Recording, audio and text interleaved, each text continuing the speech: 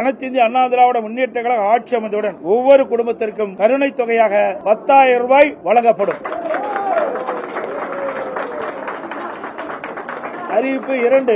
வேலைவாய்ப்பு அலுவலகங்களில் நம்முடைய இளைஞர்கள் பதிவு செய்து வேலைக்காக காத்திருக்கும் பட்டதாரிகளுக்கு மாதந்தோறும் 2,000 ரூபாயும் பிளஸ் 2 வரை படித்து வேலைவாய்ப்பு அலுவலகத்தில் பதிவு செய்துள்ளோருக்கு மாதந்தோறும் 1,000 ரூபாய் உதவித்தொகை வழங்கப்படும்.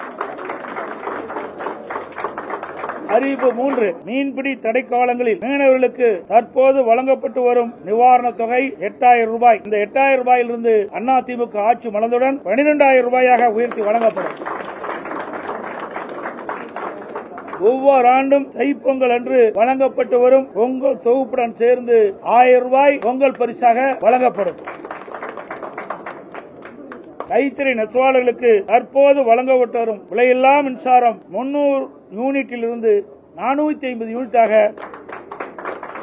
உயர்த்தப்படும்.